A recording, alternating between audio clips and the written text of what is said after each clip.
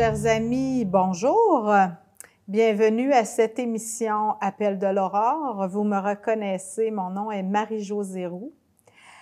Tel que promis, la semaine dernière, je reçois pour vous cette semaine la suite du récit des aventures de ce prêtre qui a vécu dans toutes sortes de conditions. Monsieur Claude Lacaille, bienvenue. Bonjour.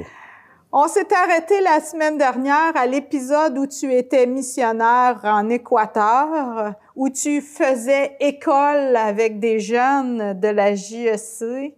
Tu es allé jusqu'à Lima, tu as reçu l'engagement. L'engagement, ce que tu nous racontais, c'est que tu avais été à Lima pour un séjour de formation. C'était un séjour, une rencontre internationale de la jeunesse ouvrière, la jeunesse étudiante catholique de toute l'Amérique latine. Et on a passé 3 semaines à analyser pourquoi il y avait de la pauvreté, qu'est-ce que c'était se développer pour un pays, puis pourquoi la misère qu'il y avait d'analyser la situation sociale pour comprendre la société. Dans tout le contexte latino-américain et dans le contexte de la révolution cubaine qui venait d'avoir lieu, de l'intervention des États-Unis qui nous imposait des dictatures militaires partout, etc. J'avais jamais fait ça de l'analyse sociale. Puis là, je commençais à comprendre pourquoi les gens étaient pauvres, pourquoi la pauvreté, c'est pas un accident. C'est planifié. Et alors, c'est important de comprendre ces choses-là si on veut annoncer une bonne nouvelle aux gens, parce que... Annoncer une bonne nouvelle à quels gens? À qui? Parce que les pauvres reçoivent des bonnes nouvelles, disait Jésus. Mais oui, mais c'est pas dans l'air, ça. C'est parce que les pauvres, les sociétés fonctionnent pour produire de la pauvreté. La pauvreté puis les différences sociales, c'est provoqué par le système. Et quand on ne comprend pas le système, ben on fait des pieuseries, mais on change pas la situation. Alors moi, ils m'ont appris l'analyse sociale, qu'il faut se poser des questions, il faut comprendre la société. Et pour ça, il faut s'informer, puis il faut aussi prendre position pour ceux et celles qui sont les victimes de ces systèmes-là. Bon. Mais ça, c'est une dimension qui n'était pas présente du tout dans notre formation. Dans ta formation de prêtre. Et de là, bon, pour faire une histoire courte, parce qu'on pourrait en parler longtemps, je me suis retrouvé au Chili quelques années plus tard, au moment du coup d'État militaire qui avait assassiné le président Allende. Et j'avais rencontré là un peuple qui... J'avais visité le Chili 2 fois. J'avais rencontré un peuple qui était mobilisé, qui voulait s'en sortir. Les gens qui voulaient s'organiser, puis qui se faisaient des syndicats, puis les femmes s'organisaient, puis tout ça. J'avais trouvé ça extraordinaire parce que j'avais pas vu ça en Haïti. Ah oui. Et puis, j'apprends qu'il y a un coup d'État, puis que là, il y a des morts, il y a de la torture, etc., puis les militaires ont pris le pouvoir. Je m'en vais au Chili. J'étais à Trois-Rivières, j'étais revenu à Trois-Rivières, j'étais en paroisse, puis je m'ennuyais. Et je faisais des sacrements le dimanche, puis la semaine, bien... Tu avais l'impression de perdre ton temps. Bien, c'est un style de vie, tu sais. On fait des messes, on fait des sacrements, mais il n'y a pas rien que ça dans la vie, là. Il y a la vie. Il y a la vie. Alors... je m'ennuyais, puis je disais, non, la paroisse, c'est pas ma place. Je suis pas faite pour ça. Alors, j'ai divorcé de la paroisse. Ouais, c'est mon divorce. J'ai dit non, moi, paroisse, pour moi, je dis pour moi, là, je juge pas les gens qui sont dans les paroisses. Ils peuvent faire du bien, tout ça, mais moi, c'était fini. Mais là, il y a une question qui me torture la langue. Oui. Avez-vous continué à communier? Oui, des fois. Non. Alors, moi, je veux être missionnaire, je veux être proche des gens. Alors, vous êtes retourné au Chili? Je me suis en allé au Chili, on est allé rester dans un quartier populaire, dans une maison ordinaire, puis on a vécu là, puis tous mes confrères du Chili, chez les missions étrangères, on était une douzaine. On était 2 par 2 dans des quartiers différents, des grands quartiers qui vivaient la répression, les tortures, tout ça. On était pris dans toute cette dynamique-là. Et c'était quelque chose d'assez violent, là, la dictature militaire de Pinochet. Les gens étaient torturés, les gens disparaissaient. On passait plus de temps dans les commissariats de police que dans les églises. Qu'est-ce que vous faisiez dans les commissariats de police? On essayait de sortir les enfants qui avaient été arrêtés pendant la nuit, puis de les retrouver, puis de s'arranger pour que les gens ne disparaissent pas. C'était l'engagement auprès des opprimés. Alors, voyez-vous, il y a 3 affaires là, pour résumer. La première chose, être présent aux pauvres et aux petits. Puis, deuxièmement, prendre option. C'est pour ça, pour comprendre pourquoi ça leur arrive. C'est pas parce qu'ils sont paresseux, là. Comprendre le système. Comprendre le système. Qui soutient, oui, qui sous-tend. Puis s'organiser avec les gens, être solidaire pour changer les choses. Mais tu sais, il faut bien de la foi, là, parce que quand tu es prêt avec une dictature militaire, là, changer les choses, là, c'est risqué. Hein? Alors, c'était ma formation missionnaire. C'était l'école. C'était mon école, 20 ans. Parce que quand je suis arrivé en mission, je ne savais pas pantoute de quoi... Qu'est-ce que vous alliez faire? Non, je ne savais pas. J'ai été formé par ces gens-là. Puis au Chili, comme en Haïti, comme en Équateur, il y a un retour au Québec. Une expulsion, cette fois-ci encore? Une expulsion aussi, encore par l'Église, par mon cardinal, qui trouvait que M. Pinochet méritait d'être appuyé, et puis que je corrompais la jeunesse parce que je formais des jeunes pour être... L'incitation à la rébellion. À la rébellion. Oui. Bon. Alors, passons là-dessus. J'ai passé maintenant 40 ans en mission au Québec et j'ai compris que ma mission, c'était pas en Amérique latine, ça, c'était ma formation. Que ma mission, elle a commencé quand je suis revenu au Québec. Je voulais pas revenir. J'ai chiolé, j'ai résisté, j'ai rouspété. Je comprenais pas le Québec. C'est un pays que je connaissais plus parce que ça faisait 20 ans que j'étais parti. Et puis tout avait changé, la Révolution tranquille, etc. Bon, moi, j'avais un grand trou, là. Je me reconnaissais plus. C'est ce que plusieurs missionnaires ont vécu, hein? Oui. Ils sont partis dans un Québec, puis ils sont revenus... Je suis parti dans le Québec de Duplessis, puis je suis revenu, tu sais, 20 ans plus tard. Alors, c'était ma mission la plus difficile. Autrement dit, l'arrivée. L'arrivée la plus difficile. Bien, d'abord, j'étais en... Vous ne l'aviez pas choisi, j'étais en exil. J'étais un exilé chilien. Donc, avant de redevenir un Québécois, puis de dire, ben... Il y avait toutes ces images, cette corruption, ce mal qui vous habitait déjà en arrivant. Et, tu sais, Jonas, connais-tu Jonas? Jonas dans la baleine? Oui, bien, j'ai été 3 ans dans la baleine, moi. Ah oui? Oui. Jonas, Dieu, il a dit, tu vas aller à Ninive. Et il dit, moi, je ne vais pas là. Non, il ne voulait pas y aller. Parce qu'à Ninive, là, c'est tout du monde riche, puis c'est des puissants, puis c'est des païens. Puis moi, je suis un petit... Puis moi, je ne vais pas là. Moi, je ne vais pas là. Alors, Dieu l'a fait avaler par la baleine, puis il l'a ramené à Venise, pas à Venise, à Ninive. Bien, j'ai été forcé d'aller. Par la vie, de m'en aller. J'étais à Jonas, puis je ne voulais pas aller là. Puis ça a été ma mission. Puis j'ai 40 ans de mission ici au Québec maintenant. Qu'est-ce que vous avez fait concrètement? J'ai commencé par rester avec des étudiants. Encore une fois, les jeunes. À Montréal, les jeunes. Avec un confrère. J'ai travaillé à la JSC, dans les collèges et les universités. À ce moment-là... Et avec la jeunesse étudiante catholique et aussi la jeunesse du monde, qui était un mouvement d'action, un mouvement de sensibilité à l'international. Oui. Et alors, fréquenter les jeunes. Puis, à la JSC, on était plusieurs militantes de différents diocèses. Puis ça. On s'est tous rassemblés dans le centre-sud à Québec, à Montréal, et dans le quartier le plus pauvre de Montréal. Et puis, on est allé rester... bon, les gens ils sont en appartement, des étudiants, là, tu sais, ça se met en colocation, puis tout ça.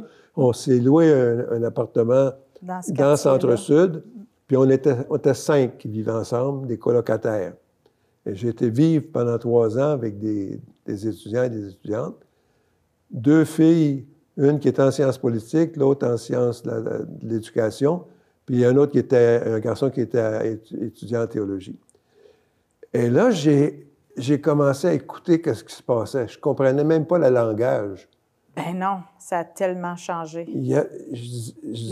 Des fois, il parlait sur des sujets avec des sigles et tout ça. Je disais, ça fait une demi-heure que je vous écoute, puis je comprends absolument rien.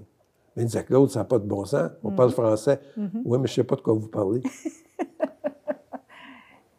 Et c'est comme ça que je me suis réintégré. Petit à petit. Ça a été difficile. Oui. Ça m'a pris 10 ans pour me sentir. Mais j'étais avec les jeunes. Oui. Et je découvre que pour l'évangélisation de nos pays puissants, on faisait de l'analyse sociale avec les jeunes, mais aussi l'importance, comment je dirais ça? J'ai perdu ma... Qu'est-ce que l'évangélisation dans les pays puissants, qu'est-ce que ça prend pour faire ça? Ça prend une conscience... De l'écoute aussi? Oui, mais ça prend une conscience chez les croyants et les croyantes, une conscience que nos pays, là, c'est pas les plus beaux pays du monde. Il faut l'admettre. On est aliénés complètement par la publicité et tout ça. Par les politiques et par aussi. La politique. On nous fait croire qu'on est un pays puissant, un beau pays, puis tout ça. Oui, il y a des belles choses chez nous, j'en conviens. La nature. La nature, puis le monde aussi. Mais on est dans un système inique, méchant. On vend des armes. On vend des armes. On ne veut pas tellement le voir. Sans aller plus loin, là, il y a 3-4 ans, là, M. Dion a vendu pour 15 milliards de chars d'assaut à l'Arabie saoudite qui fait la guerre au Yémen. Mais on leur a vendu ça à condition qu'ils ne s'en servent pas contre les... Ben oui, c'est ça. Servez-vous-en pas. Mais tu sais, on a des mines dans le monde entier. On détruit l'écologie, puis tout ça, puis on enrichit du monde là-dessus. Il faut prendre conscience, pas juste de ce qu'il y a de bon dans notre pays, mais aussi de ce qui n'est pas acceptable. Notre richesse, elle se bâtit sur l'oppression des peuples du monde entier. Et ça, les gens n'aiment pas ça, se le faire dire. Puis ça passe pas. Ils me disent, ben non, mais tu n'aimes pas les Américains, toi. Tu comprends pas. Je comprends pas. Je comprends bien trop. Tu as compris trop, oui. Alors, j'ai trouvé ça difficile. Parce qu'ensuite de ça, on a un préjugé contre la religion qui est très fort. Oui. Puis je le comprends, là, pourquoi c'est arrivé. Mais on a beau parler des abus du clergé et tout ça, mais il n'y a pas juste ça. On a besoin d'une spiritualité. C'est ça. On a besoin d'intériorité. Qu'on soit musulman, qu'on soit juif, qu'on soit catholique, qu'on soit protestant, moi, ça me fait ni chaud ni froid. Jésus, là, il ne nous a pas envoyé prêcher une religion. Il n'en a pas fondé de religion. Il était juif, puis il est mort juif. Jésus nous a demandé, il dit, faites comme moi, suivez-moi. Faites ceci en mémoire de moi. C'est pas la messe qu'il nous a dit de faire. C'est de donner votre vie comme je l'ai donné pour les pauvres, pour les petits, pour les opprimés, pour les immigrants qui arrivent chez vous, puis qui vous leur donnez même pas de visa, puis vous les faites travailler comme des esclaves, puis après ça, ils s'en retournent chez eux, puis ils sont obligés de laisser leur famille pendant 6 mois pour avoir le droit de survivre. Puis dire, oh, ça leur fait du bien, eux autres sont bien contents. Oui, c'est bien content, mais s'il y avait le choix... Ah oui, c'est ça. Voyez-vous? Alors, il y a une indignation là-dedans aussi. Ça peut sentir dans ma voix, mais... oui, ça se sent. Il faut s'indigner, parce que si on est endormi et qu'on n'est pas indigné, on ne suit pas Jésus. Parce qu'il lui-même y a dénoncé. Bien, quand il a pris le fouet et qu'il a vidé le temple, là, c'est comme si j'étais rentré dans la bourse de Montréal puis que j'avais vidé la place. Parce que le temple de Jérusalem, c'était la banque centrale. Hein? Mais il s'est occupé, il s'est attaqué au fondement de la société puis il dit, Ce que je veux, c'est que le royaume de mon Père, c'est que ça marche comme Dieu veut que ça marche. Sur la terre, pas au ciel. Qu'on soit égalitaire. Qu'on soit tous des frères et des sœurs, qu'on crée un monde d'unité, qu'on crée... Qu'on console les affligés. Oui. Qu'on nourrisse les affamés. Tu sais, là, je regarde ça dans un pays comme le nôtre, là. Ils nous ont dit qu'à 65 ans, là, on n'était plus bon. Là, il faut prendre notre retraite. Oui, de moins en moins, hein, ça ne marche pas. Oui, mais là, il commence à... Oui, mais c'est pas pour la bonne raison. C'est pas pour la bonne raison. Ouais. C'est correct. On travaille pour vivre. On ne travaille pas parce qu'on aime travailler, parce que ben, quand on aime travailler, c'est tant mieux. Ça nous fait mais vivre. bien du monde travaille juste pour vivre, pour le salaire. Pour se nourrir. Alors, quand on travaille de même, ça veut dire qu'on est des esclaves. Puis, à 65 ans, c'est assez, là. Mais, tous ces gens, ces vieux, ces vieilles, comme moi, hein, qui ont 65 ans et plus, hey, c'est une richesse dans un pays, ça. Exact. Va pas t'asseoir dans un RPA et attendre la mort. Ça n'a pas d'allure. C'est ça qu'on a... Je dis, je comprends qu'on peut se reposer, qu'on peut jouir un peu de la vie, qu'on peut voyager, tout ça, mais mettez vos talents au service des autres. Il faut toujours avoir des institutions, puis comment est-ce qu'on va se financer, puis tout ça. Si chacun de nous autres, on faisait notre part, écoutez, il y en a des vieux, il y en a beaucoup, bien, c'est pas des invalides. Pas tous. Ben oui. Pour plusieurs. J'ai travaillé en CHSLD Il y en a quelques-uns. Pendant 25 ans. Il y a 5 des gens qui vont en CHSLD, à peine, même pas. Alors, mais on a tout notre cerveau, on a toutes nos capacités. Il y a des gens extraordinaires. Il y en a, hein? Il y en a en masse. Moi, j'ai fait un relevé à Trois-Rivières, là, des organisations qui font du bien. Il y en a beaucoup de bénévoles dans cette tranche d'âge-là. Beaucoup. Mais il n'y en a pas assez. Il en manque encore. Dans le sens où c'est vitalisant aussi pour les personnes. Mais c'est bien sûr, on est en vie. On garde notre cerveau actif. Les membres, la santé. Vous-même, vous avez entrepris d'écrire un livre, vos mémoires. J'ai fait ça. Votre mission, à quel âge vous avez commencé ça? Bien, j'ai commencé ça. J'ai commencé ça quand j'ai commencé ça? Ça fait une dizaine d'années. Une dizaine d'années. À 75 ans. Fait qu'à 65 ans, vous n'étiez pas fini. À vous restiez encore à écrire un livre. Oui. Bien, à 75 ans, j'ai dit... J'ai pris conscience que ça faisait 40 ans que j'étais au Québec, puis que c'était ça ma mission. Mais j'ai dit, j'ai aimé faire une relecture de ma vie. OK. Pour comprendre, parce que, tu sais, la vie, c'est un chemin, hein? Mais on le fait un pas à la fois. Exact. Puis on ne sait pas où on s'en va. On ne sait pas où est-ce qu'on s'en va, puis de temps en temps, il est bon de regarder derrière pour voir d'où on prend un détour, puis on se perd, puis on se retrouve, puis tout ça. Puis à un moment donné, bien, on regarde à la fin. Puis quand on a la chance de vieillir, parce que c'est une chance, bien sûr. Là, tu es sur la montagne, comme Moïse, sur la montagne du Mont Nebo, qui a amené tout son monde pour les amener à la terre promise, puis il ne rentrera pas, lui. Ouais. Bien, moi, c'est comme ça, là. Je ne rentrerai pas. Mais les gens que j'ai aidés à marcher, je leur souhaite de continuer. Mon chemin, il va finir. Et je regardais en arrière, puis pour la première fois de ma vie, j'ai vu mon chemin, puis j'ai dit, quel beau chemin. C'était ça. La vie de Claude Lacaille. Bien, la vie. Tu sais, on a... Mais surtout la mission au Québec. Bien, la mission... le premier livre, c'était la mission en Amérique latine. C'était ce qu'on a vu avant. Puis là, mais c'était affronter la bête. Vous avez appelé ça « affronter la bête ». Oui.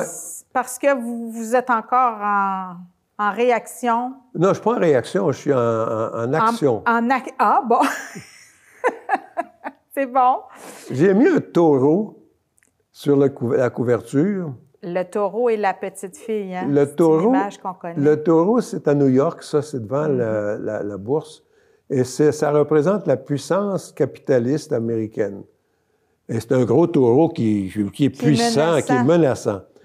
Et il y a un sculpteur qui était un peu contestataire, j'imagine, parce qu'il a fait une sculpture d'une petite fille d'à peu près 7-8 ans. Un bronze. Un bronze, qui affronte le taureau. Et c'est ça qu'il faut faire. Le système, il y a ses bons côtés, mais il y a tout un côté pervers comme la bête, c'était dans l'Apocalypse, c'était l'Empire romain. Puis la communauté chrétienne, à ce moment-là, faisait face à l'Empire romain. Bien, ils les envoyaient manger par les lions, puis ils les envoyaient aux gladiateurs, puis tout ça. Oui. Ils ont été persécutés. Ces gens-là avaient une foi extraordinaire. Ils ont dit, nous autres, il faut faire s'écrouler cette bête-là. Il faut mettre le royaume de Dieu à la place du royaume de César. Ils croyaient en ça, eux autres. Ils ont laissé leur vie, puis on voit plein les martyrs, puis tout ça. Mais c'est la même chose, c'est une bataille. L'évangélisation, c'est de créer le royaume de Dieu sur terre. Donc, la bête aujourd'hui, c'est le capitalisme, c'est le désir de posséder. C'est ça. C'est possible que les 7 plus riches du monde, cette année, en 1 an, ont doublé leur richesse. Puis il y a des gens qui gagnent plus que des pays entiers. Oui. Mais ça n'a pas de sens. Tu sais. L'argent, c'est pour que les gens vivent, apprendre à partager, tout ça.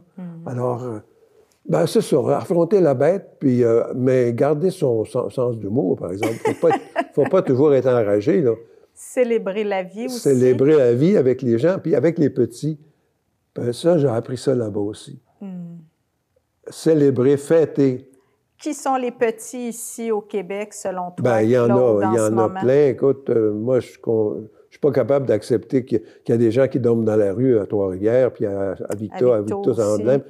Ça n'a pas de sens, là, écoutez, puis qu'on fasse venir de la main-d'œuvre à bon marché pour ramasser nos patates puis nos fraises. Je dis, bien, c'est tant mieux si ces gens-là peuvent gagner leur vie, mais donne-leur des conditions de vie qui soient des conditions décentes. Si on veut les avoir, puis qu'on leur donne des conditions pour qu'ils soient ici puis qu'ils soient chez eux. C'est nos frères. Ouais. C'est nos frères. Nos sœurs. Puis c'est tout ça, là. On n'a pas besoin d'énumérer. Il y a tellement de problèmes. Il y en a encore des combats amenés On fait des guerres partout. On s'implique dans des guerres partout. On est allé en Afghanistan 20 ans. Qu'est-ce qu'on est allé faire là?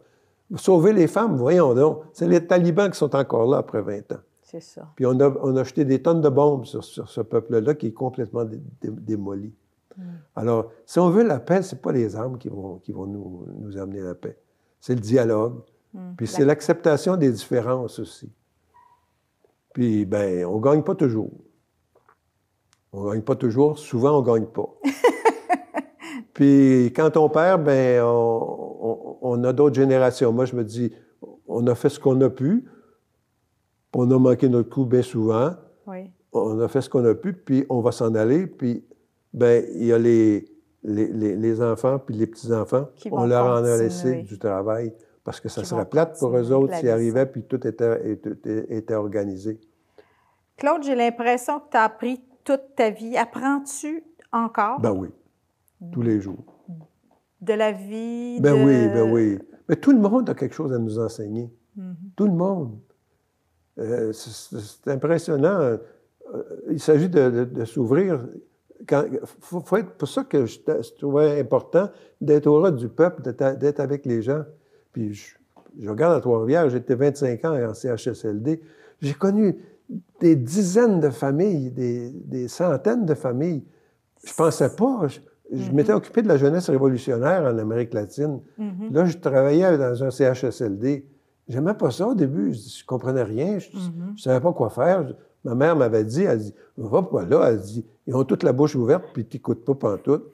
Je faisais la messe dans un CHSLD. Okay. J'ai adoré ça. J'ai vu la beauté des gens. Ceux qui prennent soin? Non. Aussi? De ceux qui prennent soin, oui, mais des personnes qui, dans la vieillesse, perdent leur cerveau, qui sont égarés, puis tout ça.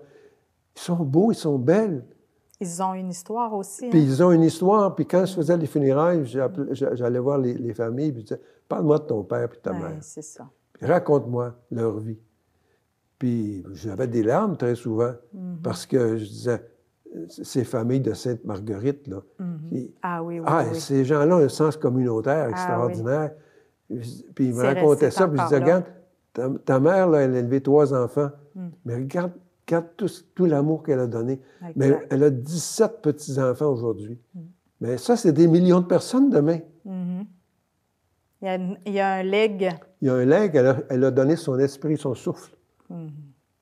Et toi, qu'est-ce que tu laisses derrière t'es pas mort, t'es pas mourant. Non, mais je pense que tu es à l'heure des bilans, déjà. Je suis à l'heure des bilans, puis je suis à l'heure de lâcher prise aussi. Hein? Oui. Oui. Alors, tu laisses la fraternité? Oui, puis l'amour des gens. L'amour des gens? Oui. Moi, j'aime les gens comme ils sont. Puis, je suis un homme de dialogue, je suis un homme de contact.